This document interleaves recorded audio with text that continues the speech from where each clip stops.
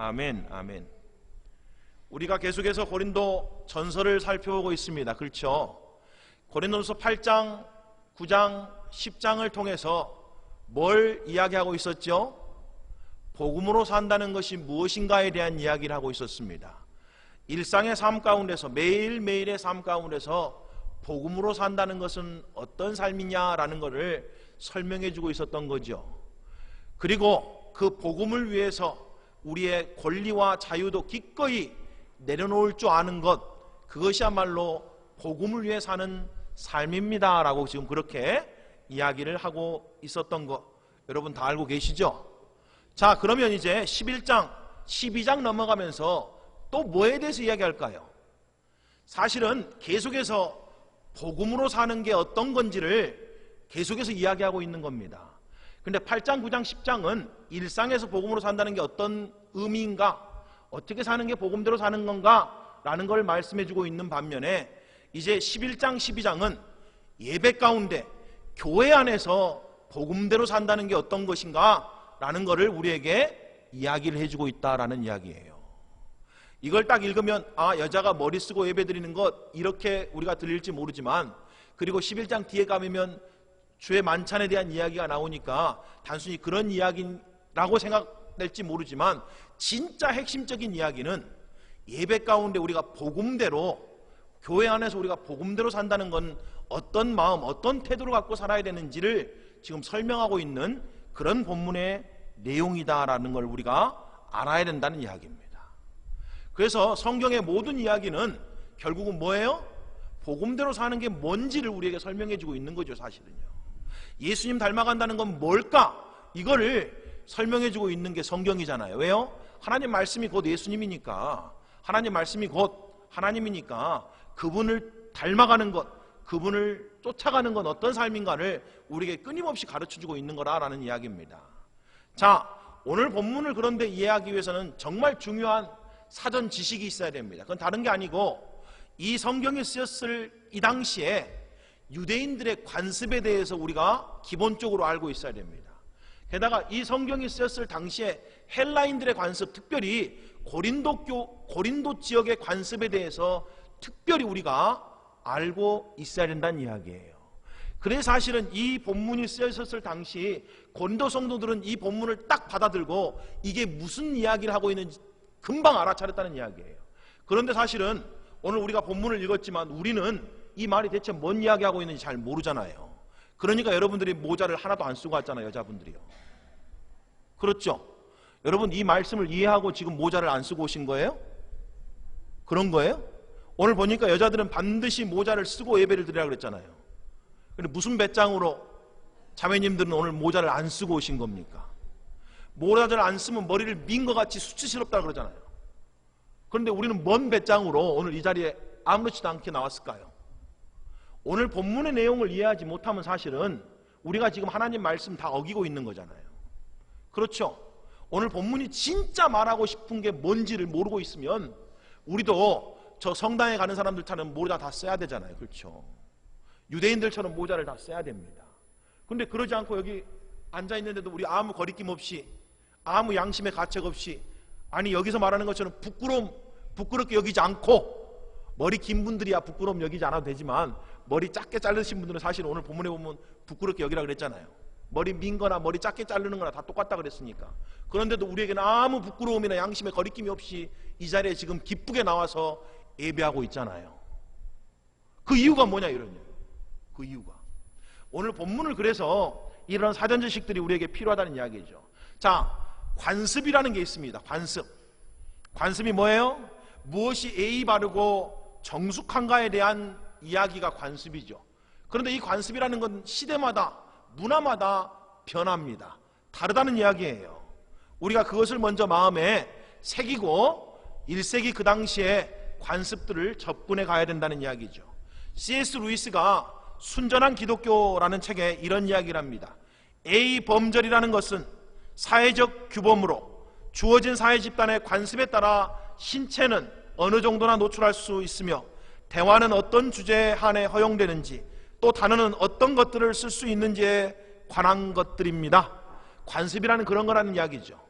우리가 어느 정도 옷을 입을 수 있는지, A 범절이 관습이니까 어느 정도 옷을 입어야 되고, 또 대화를 할 때는 어느 정도 단어를 써야 되고, 어느 정도 해야지 적절하게 그게 A가 있고 또 적합한지에 대한 그런 이야기, 그 사회적 합의가 관습이라 이런 이야기예요. 그러면서 그가 이렇게 이야기합니다. 거의 옷을 걸치지 않는 태평양 제도의 소녀와 온몸을 옷으로 칭칭 감싼 빅토리아 시대 숙녀나 그들 사회의 기준으로 봤을 때는 똑같이 정숙하고 예의 바르고 얌전한 것입니다 라고 말했어요. 여러분, 이게 이해가 되세요? 저 폴리네시아 남태평양에 가보면 거의 남자나 여자나 옷을 거의 걸치고 있지 않고 있습니다. 그렇죠? 그런데 여러분이 알고 있는 것처럼 이슬람에 가면 여자들이 눈만 내놓고 꽁꽁 싸매고 있잖아요. 그렇죠?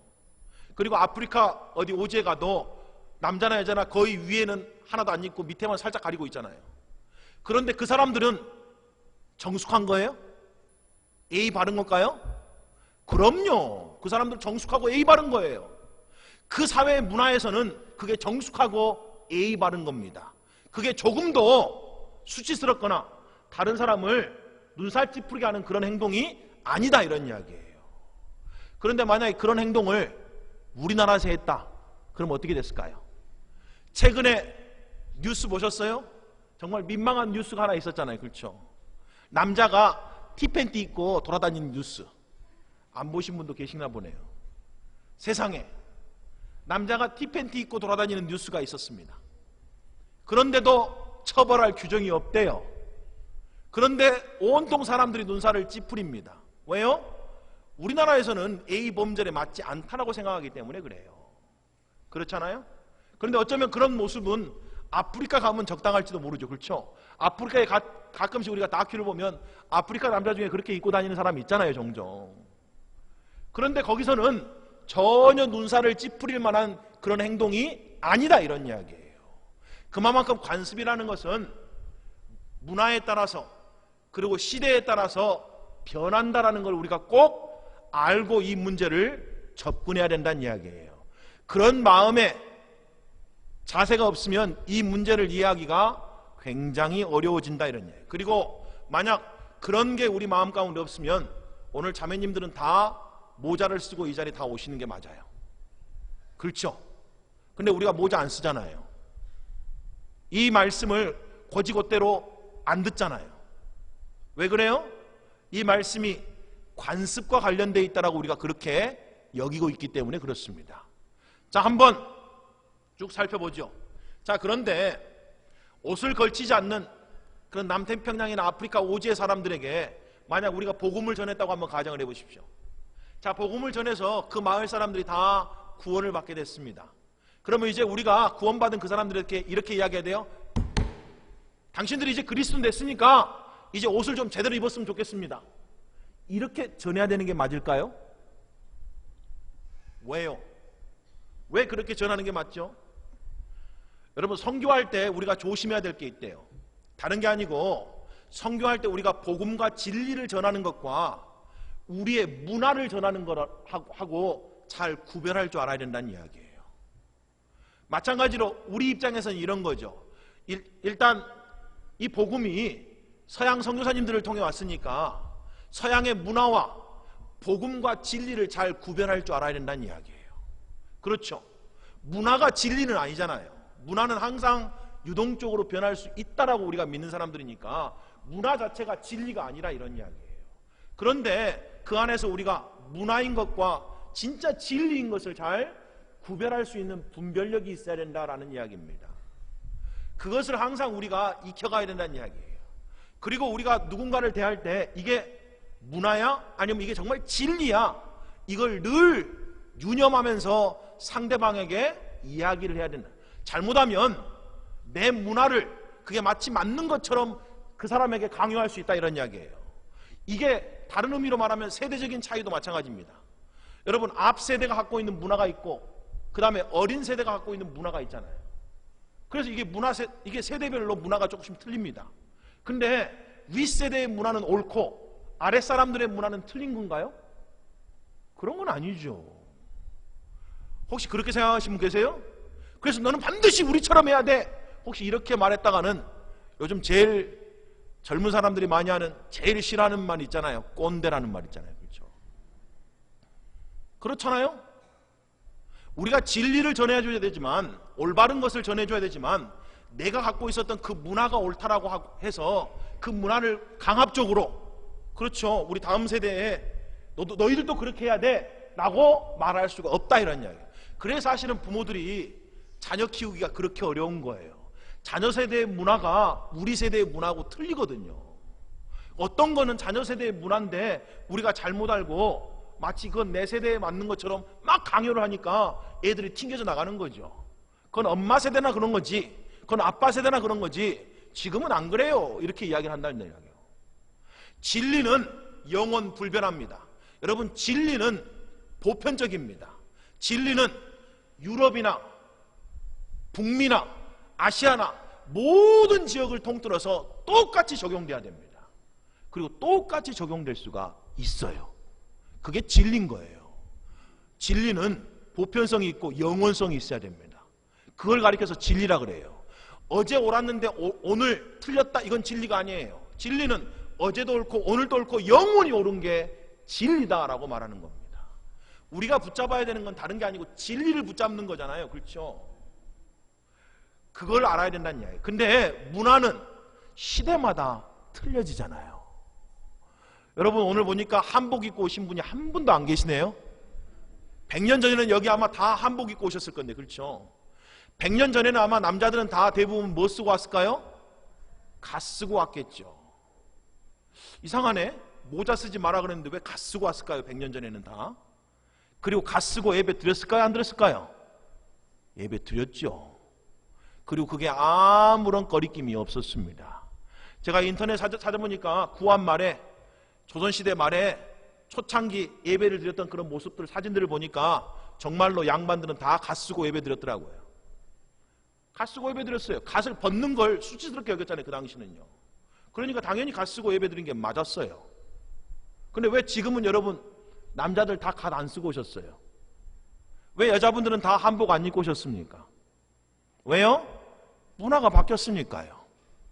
지금은 그렇게 하는 건 저 경복궁 가서 돈 내고 옷 사고 사진 찍을 때는 하는 거잖아요. 그렇죠? 그것도 언제요? 연애할 때만. 결혼해서는 절대 안 하는 거 있잖아요. 연애할 때만 잠깐 남자들이 해주는 거 있어요. 그거 막 정말 부끄러운데도 잠깐 해줘요. 절대 총각 때도 안 해줍니다. 부모가 같이 찍자 그래도 절대 안 해줘요. 근데 오직 연애할 때만 잠깐 해주고 결혼하고도 다시는 안 해요. 그게 뭐예요? 한복 입고 사진 찍는 거. 근데 지금 아무도 그런 분들이 안 계시잖아요. 왜요? 문화가 변했다고요. 우리의 관습이 바뀌었다, 이런 이야기. 그리고 이런 것들은 언제든지 바뀌어도 괜찮다, 이런 이야기예요. 그렇죠? 그걸 우리가 알고 있어야 된다니. 그게 우리의 자유함이란 이야기예요. 진리는 영원히 변치 말아야 되고 절대 타협하지 말아야 되지만 우리의 문화와 관습은 시대마다 환경마다 조금씩 다를 수가 있다. 그래서 우리가 혹시 다른 지역을 여행하게 될 때, 해외의 다른 나라에 가게 될 때, 왜 이 사람들은 우리와 다르게 입고 있어? 왜 이 사람들은 우리와 다르게 밥 먹고 있어? 왜 이 사람들은 우리와 다르게 행동해? 이렇게 하는 것들을 이상하게 생각하면 될까요? 안 될까요? 안 되는 거죠. 그 사람들에게는 그 사람들만의 문화가 있고 관습이 있는 거잖아요. 그리고 그 사람들만의 문화와 관습을 우리는 뭐 해줘야 돼요? 존중해줘야 된다는 이야기예요. 그러니 이제 아까 세대 이야기를 했잖아요. 윗세대는 아랫세대의 그 행동 양식을 뭐 해야 돼요? 존중해줘야 돼요. 마찬가지로 아랫세대도 윗세대를 뭐 꼰대니 뭐니 이러면서 거부할 게 아니고 마찬가지로 뭐 해야 된다는 이야기예요? 존중해줘야 된다는 이야기예요. 서로서로. 그 이야기를 하고 싶은 거죠. 자, 이제 조금 더 한번 나가보자고요. 여러분, 19세기에 허드슨 테일러라고 하는 유명한 선교사님이 계셨습니다. 그분이 중국 내지 선교회라고 하는 선교회를 설립하시고 중국에 정말 마음을 다하고 전심을 다했어요. 그분이 뭐라고 말하냐면 내 생명이 1000개가 있다면 그 모든 생명을 중국을 위해서 바치겠다, 이렇게 말하신 분이거든요. 그러면서 그분이 중국에 선교를 하면서 일평생 중국에서 뭘 한지 아세요? 중국 사람과 똑같은 옷을 입고 생활했답니다. 중국에 가서 야 너희들도 이제 서양식으로 머리 딱 가꾸고 나처럼 서양 옷을 입어 이렇게 말한 게 아니고 자신이 직접 중국에 가서 중국 사람과 똑같이 머리 해치고 머리 묶고 중국 옷 똑같이 입고 다녔다는 이야기예요. 그래서 중국 사람들은 허드슨 테일러라고 하는 이 선교사님을 중국인의 은인이라고 그렇게 칭합니다. 수많은 중국인들을 그리스도께 인도하신 위대한 선교사님이셨죠. 우리에게 그런 마음이 필요하다는 이야기예요. 복음을 전하는데 이게 복음인지 아니면 이게 문화인지를 잘 구별할 줄 아는 마음들도 있어야 된다는 얘기예요. 그래서 진리는 우리가 정말 담대하게 분명하게 전해야 되지만 우리의 문화나 관습들은 우리가 서로 포용할 수 있고 존중할 수 있는 그런 마음가짐을 갖고 있어야 된다라고 하는 그런 이야기입니다, 여러분. 자, 이제 본론으로 진짜 들어가 보죠. 1세기 당시에 유대인의 관습, 또 헬라인, 특별히 고린도 지역에 있는 관습에 대해서 우리가 살펴볼 건데, 관습이라는 게 어마어마 많잖아요. 다 살펴볼 수는 없잖아요. 오늘 본문에 나와 있는 건 머리에 대체 뭘 썼다, 이거. 머리에 뭘 쓰고 뭘 한다, 요거에 대한 것만 우리가 집중적으로 좀 살펴보기를 원합니다. 여러분, 제가 이스라엘에 갔다 왔잖아요. 팔레스타인 이스라엘 지역 다녀왔는데 지금도 정통 유대인들은 키파라고 하는 테두리 없는 모자를 이렇게 머리에 쓰고 있습니다. 모자에 쓰고 있다. 유대인 남자들이요. 물론 여성들도 모자를 쓰지만 남자들이 모자를 이렇게 쓰고 있습니다. 그리고 이 키파라고 하는 게 언제부터 유래됐는지 정확하게 출처가 정확하게 밝혀지지 않았어요. 그런데 구약 성경을 보면 대제사장이나 제사장들만 모자를 쓰게 되어 있습니다. 대제사장들은 터반이라고 하는 모자를 썼거든요. 제사장들도 모자를 썼어요. 그런데 보통의 남자들은, 유대인 남자들은 모자를 쓰라고 하는 규정이 없습니다. 그런데 어느 순간 모자를 쓰기 시작했어요. 아마 학자들이 추측하기는 이렇게 이야기합니다. 탈무드 시대부터, 탈무드에 보면 반드시 유대인 남자들은 기도할 때와 예배할 때는 모자를 써야 된다 이렇게 말하거든요. 그리고 모자를 쓰지 않고 기도하거나 예배하면 그것은 수치스럽고 부끄러운 짓이야 이렇게 적어놨습니다. 그래서 학자들이 말하기를 아마 유대인들은 이 탈무드 시대부터 유대인 남자들이 모자를 썼을 거야 라고 그렇게 추측을 해요. 그런데 이 탈무드가 완성된 게 기원 서기 5세기거나 아니면 이 탈무드가 처음으로 시작된 게 기원 전 2세기래요. 이 사이에 탈무드가 완성됐다는 이야기예요. 그러니까 빨리 잡으면 이 키파를 언제부터 썼다는 이야기예요? 기원전 2세기부터. 만약에 키파를 기원전 2세기부터 유대인 남자들이 쓰고 있었다면 예수님도 모자를 썼을까요? 안 썼을까요? 반드시 썼었겠죠. 유대인 남자니까 그분도. 그렇죠. 근데 물론 기원 후 5세기부터 썼다 그러면 뭐 예수님 시대에는 안 쓰고 계셨겠죠. 근데 언제인지 잘 모르겠지만 좌우지간 지금도 정통 유대인들은 키파라고 하는 테두리 없는 모자를 씁니다. 그래서 제가 예루살렘의 성전에 지금 통곡의 벽이라는 유일한 예전 성전 벽이 하나 남아 있잖아요. 근데 거기를 들어갈 때는 모든 방문객들이 다 키파를 착용해야 됩니다. 그게 유대인들에 대한 예의래요. 그래서 저도 그 통곡의 벽에 들어가면서 그 앞에 키파가 이렇게 놓여 있거든요. 그걸 하나 딱 쓰고 머리에 딱 쓰고 안에 들어가서 통곡의 벽에서 이렇게 만져보고 기도하고 나올 때 그걸 벗고 나왔다는 이야기예요. 지금도 그 사람들이 그렇게 쓰고 있다는 거예요. 그런데 오늘 본문 4절에 이렇게 말하잖아요. 무릇 남자로서 머리에 무엇을 쓰고 기도나 예배 애언을 하는 자는 그 머리를 욕되게 하는 것이다. 성경은 분명하게 남자들에게 뭐라고 말해요? 머리에 아무것도 쓰지 말아요. 언제요? 기도나 애언할 때. 기도나 애언한다는 말은 뭘 가리키는 거예요? 예배할 때. 예배할 때란 이야기예요. 기도나 애언이라는 이 말은 예배할 때 이런 말이에요. 그러니 예배할 때 뭐 하라고요? 남자들은 머리에 뭘 쓰고 예배하지 말아라. 남자들이 뭘 쓰고 머리에 뭘 쓰고 예배하는 것은 자기를 욕되게 하는 거다. 지금 이렇게 이야기를 하고 있는 거라 이런 이야기예요. 자, 그렇다는 이야기고 또 넘어가 볼까요? 유대인 여성들도 지금 정통 유대인 여성들도 지금도 모자를 쓰고 다닙니다. 그리고 이 모자를 쓴다라고 하는 이것은 내가 정숙한 여인입니다 라고 하는 표시래요. 그럼 모자를 안 쓴다 이 말은 음란하고 수치스러운 여자입니다 라는 표시겠죠. 그러니까 반드시 유대인 여자들은 뭐 하겠어요? 모자를 쓰고 다닌다는 이야기예요. 당연히 뭐 예배할 때도 그러겠고. 그렇죠. 자, 그러면 1세기 당시 헬라 여인들은 어땠을까요? 물론 헬라 남자들은 모자를 안 썼습니다. 뭐 아무것도 안 쓰고 다녔어요. 남자들은 그 당시에 로마 시대의 남자들은 뭘 쓰고 다니지는 않았다는 이야기예요. 근데 헬라 여인들은 반드시 머리에 덮개를 쓰고 있었습니다. 히잡하고 틀린 거예요. 눈만 땡그랗게 내놓은 그 히잡하고 틀리고 머리만 가리는 모자였대요. 머리만 가리는 모자. 그런 모자들을 반드시 착용하고 다녔다는 이야기예요. 만약 이 모자를 착용하고 있지 않았으면, 특별히 이 고린도 지역에서는 이 모자를 착용하지 않는 여자들은 대부분 뭐라고 여겨졌을까요? 창기로 여겨졌습니다. 몸을 파는 여인으로 여겨졌다는 이야기예요. 그렇게 사람들이 봤습니다. 그리고 특별히 신전에서 일하는 여사제들 있잖아요. 신전에서, 그 당시에는 뭐 신전이 어마어마한 큰 신전이 고린도에 있었으니까 그 신전에서 일하는 여사제들이 간혹 기도할 때나 애언할 때, 자기가 믿는 그 신의 말을 대언할 때 있잖아요. 전해줄 때, 그때는 어떻게 했는지 아세요? 머리를 헤치고 머리를 풀고 그렇게 막 그렇게 기도하고 애언했대요. 그러니 만약에 일반적인 사람들이 머리를 풀거나 머리를 모자를 안 쓰고 풀어 헤치고 다니면 둘 중에 한 가지인 거예요. 그렇죠. 어떤 여자로 여겨져요? 몸을 파는 여자거나 우상 숭배하는 여자거나 둘 중에 하나로 여겨졌다는 이야기예요. 그러니까 뭐라고 말해요? 반드시 여자는 모자를 써라, 그런 거예요. 자, 톰 라이트 박사가 만약에 예배를 드리러 왔는데 여자들이 모자를 다 안 쓰고 왔다. 이 당시에 여자들이 모자를 안 쓰고 예배를 드린다, 만약에. 그런데 세상 사람들이 저 뒤쪽에서 빼꼼하고 그리스도인들은 어떻게 예배 드린가 보자 하고 만약 봤다. 그러면 근데 여자들이 모자를 하나도 안 쓰고 머리를 헤친 채로 다 예배를 드리고 있다.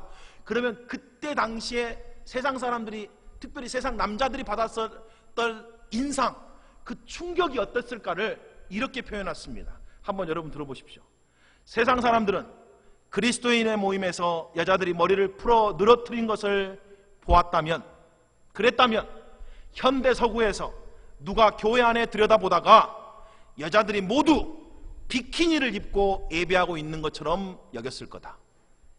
머리를 헤친 모습이 마치 여자들이 비키니 입고 예배 온 것처럼 느껴졌다는 이야기예요. 남자들한테 그런 인상을 줬다는 이야기입니다. 머리를 헤친다는 의미가. 그러니 머리를 헤친다는 게 보통의 의미가 아닌 거예요. 이 당시에는요. 지금 우리하고 틀린 거라는 이야기예요. 혹시 오늘 비키니만 입고 예배 들어오신 분이 없네요. 감사합니다. 그래서 감사해요. 네.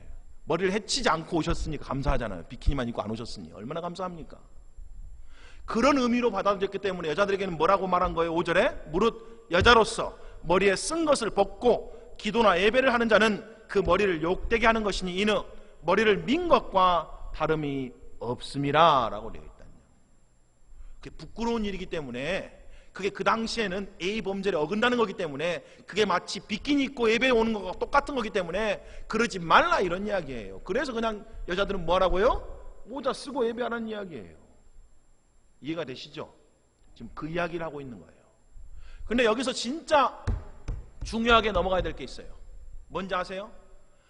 기도와 애언하는 것, 이건 예배에 관련된 거라고 그랬어요. 근데 여기 보니까 남자도 기도와 애언을 하는 거라고 되어 있지만 여자들도 뭐라고 되어 있어요? 기도와 애언을 한다라고 되어 있어요. 여러분, 이 내용만 해도 사실은 이 당시에 이 사건이 어마어마하게 혁명적인 사건입니다. 여자들도 적극적으로 예배 가운데 기도와 애언을 할 수 있다는 거, 예배 가운데 적극적으로 함께 할 수 있었다, 이건 어마어마한 사건이에요. 왜 그런지 아세요? 유대인들만 해도, 여러분 유대 성전을 봐도 여자들은 여인의 뜰이라는 것까지 밖에 못 들어갔어요. 그 안쪽으로 들어올 수가 없었어요. 그리고 유대인들은 매일 기도하는 기도문이 있었는데, 그 기도문에 보면 유대인 남자들은 하루에 매일 이렇게 기도했다고 합니다.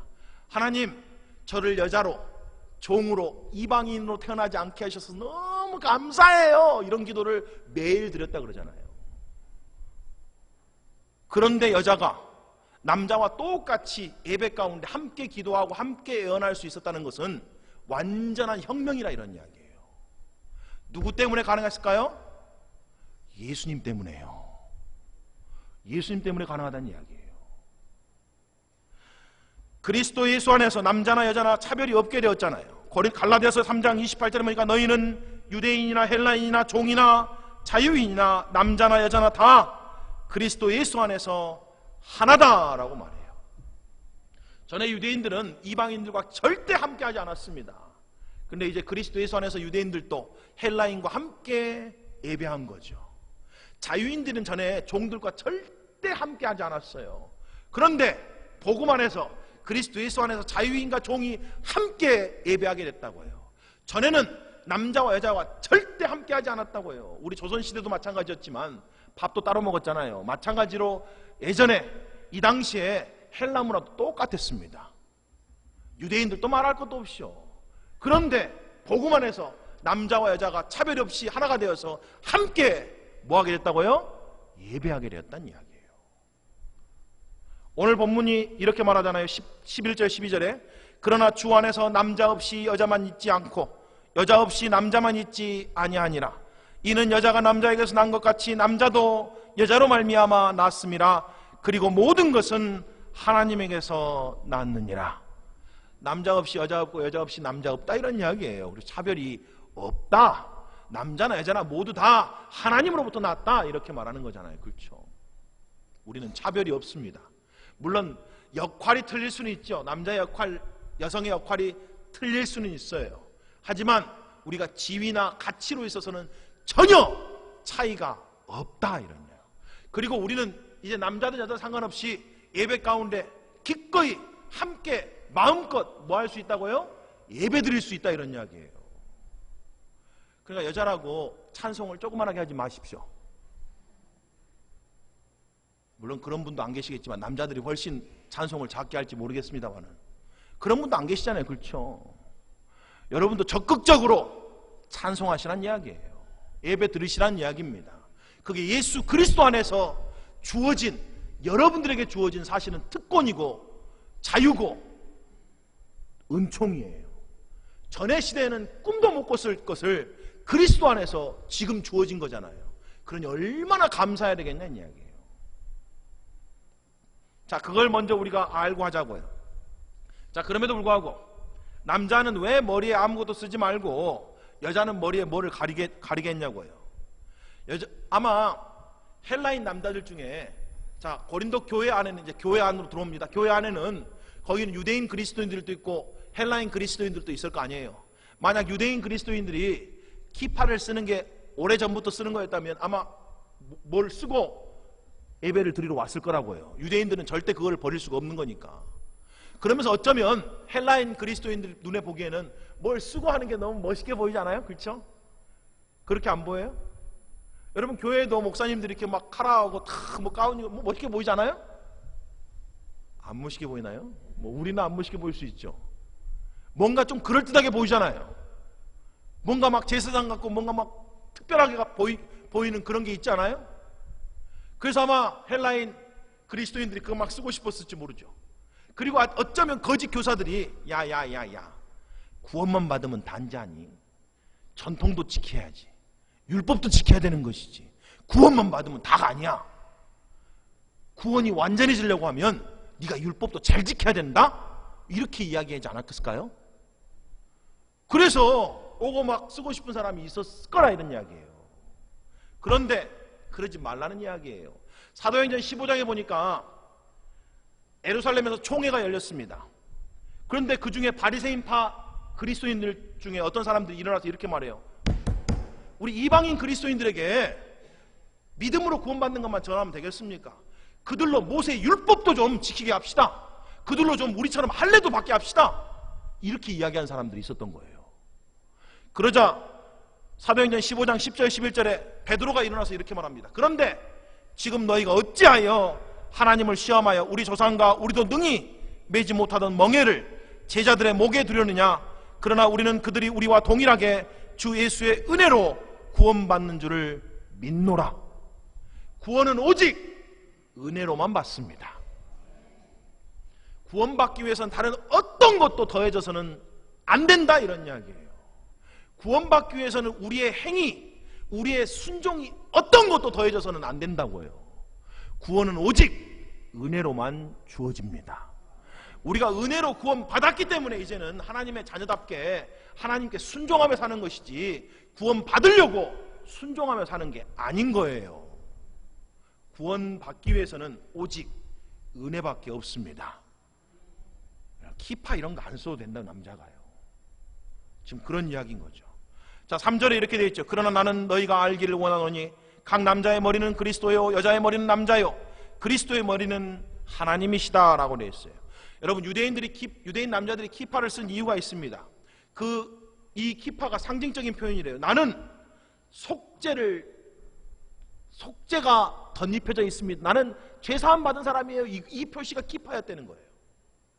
그리고 이 키파가 또 한 가지 다른 의미는 나는 하나님을 경외하는 사람입니다. 나는 하나님의 말씀에 철저히 순종하는 사람입니다. 라는 표시가 이 키파였다는 거예요. 그런 의미로 이걸 쓴답니다. 나는 하나님께 철저히 순종합니다. 이런 의미로요. 그런데 여러분, 우리의 모든 죄를 이제 누가 다 해결해 주셨어요? 예수님이요. 예수 그리스도가 이 땅에 오셔서 우리의 모든 죄 문제를 해결해 주셨잖아요.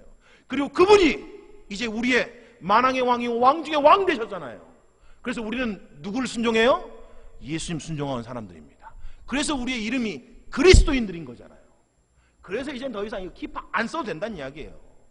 쓸 필요도 없다 이런 이야기죠. 사실 이건 구약의 구정에도 없고 유대인들이 지들이 만드는 전통이었잖아요. 그럴 의미도 없다는 이야기예요.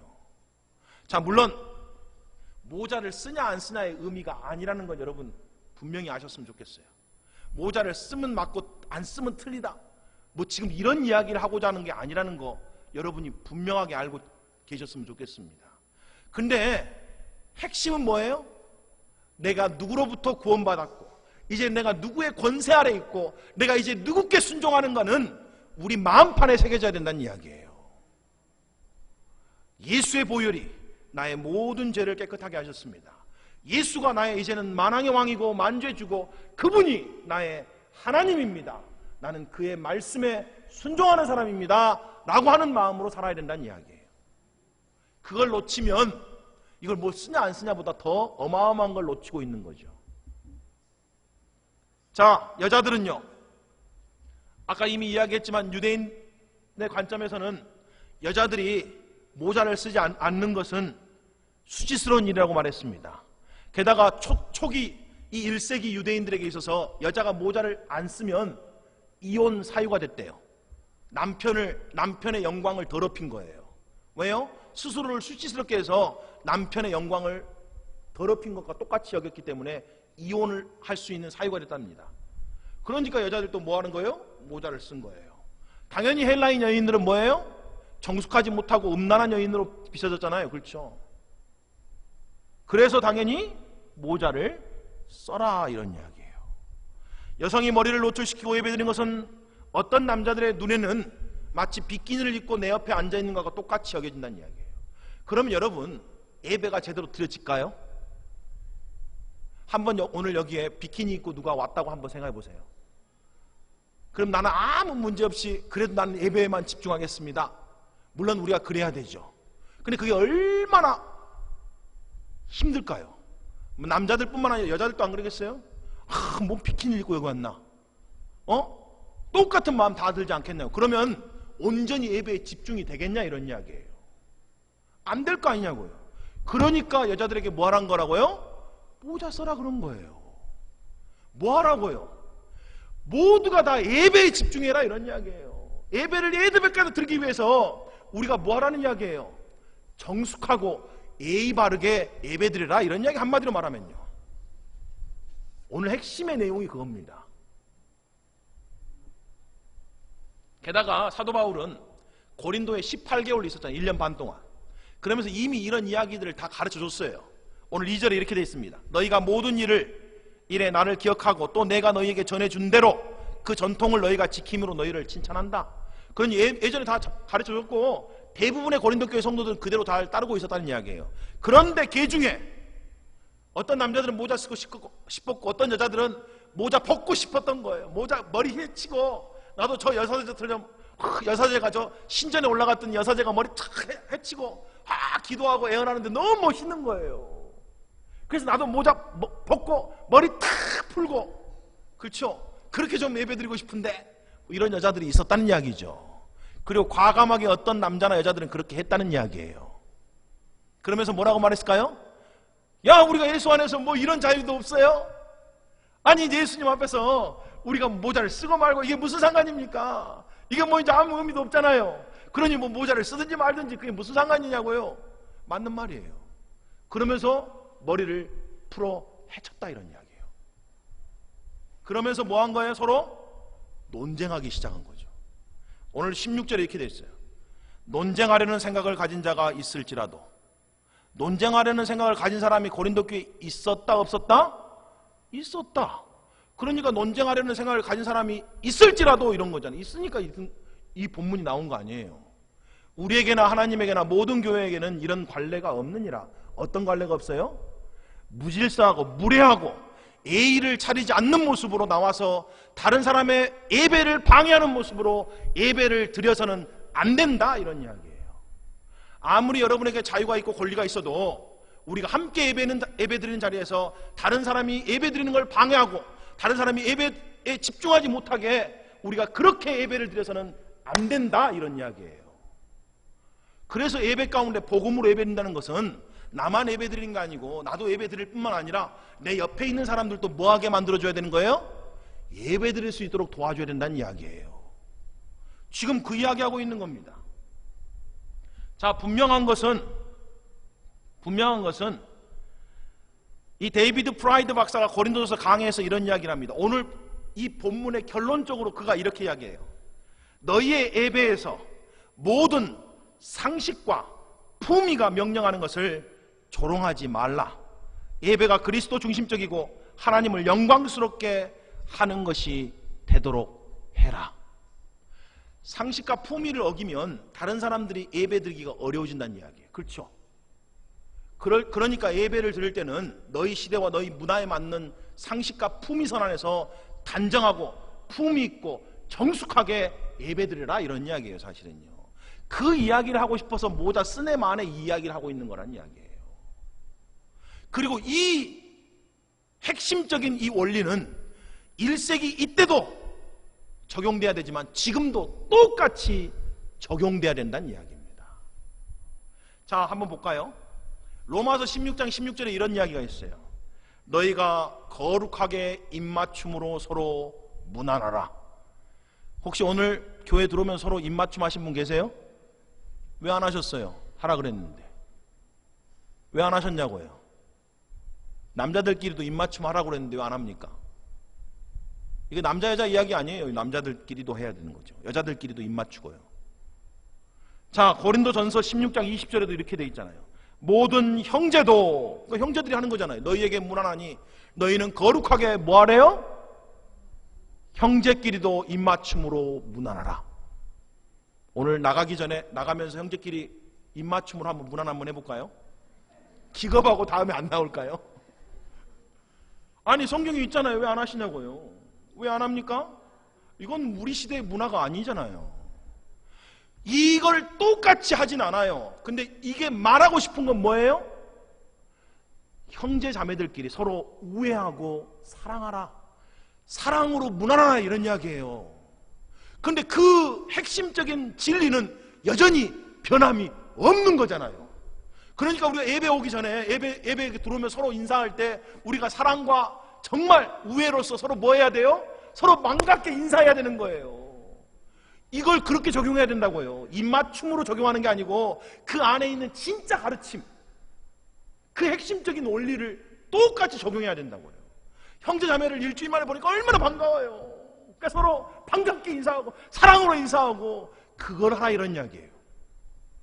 마찬가지로 모자 쓰는 것도 똑같은 거죠. 우리 모자 쓰는 것 지금은 안 하잖아요.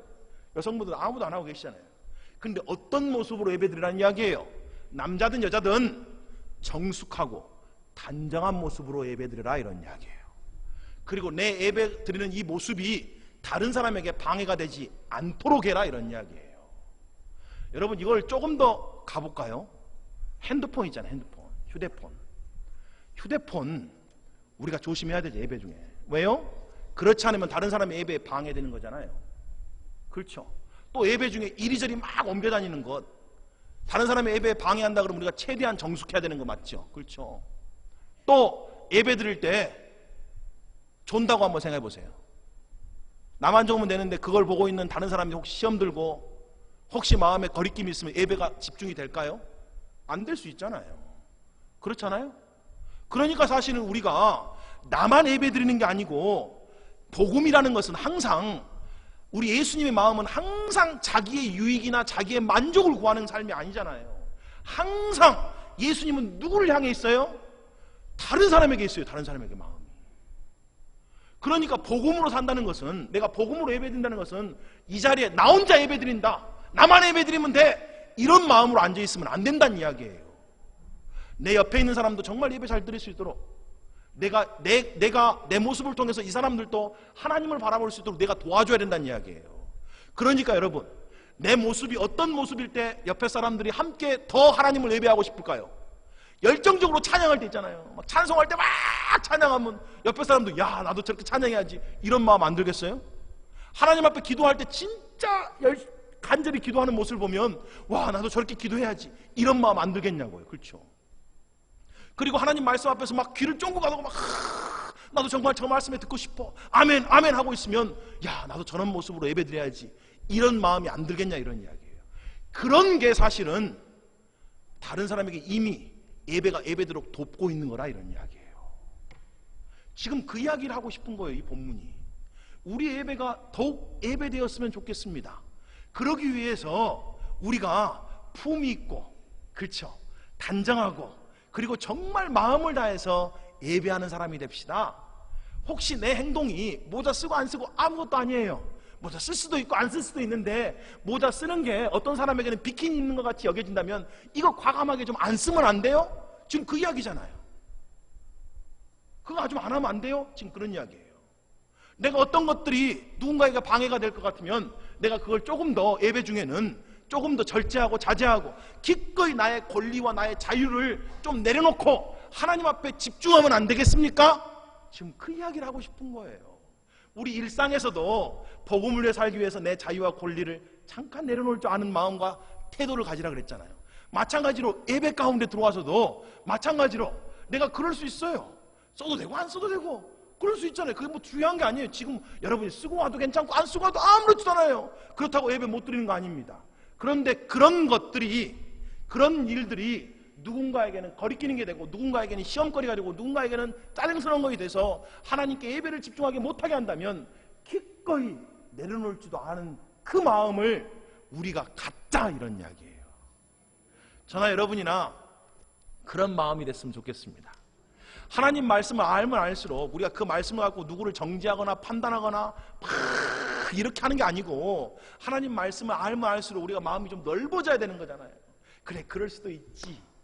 그래, 그러면서도 내가 어떻게 하면 저 사람을 좀 더 주님께로 더 가까이 이끌까, 어떻게 하면 좀 더 덕을 세워갈까, 어떻게 하면 좀 더 사랑할까, 이런 마음이 좀 넓어졌으면 좋겠다는 이야기예요.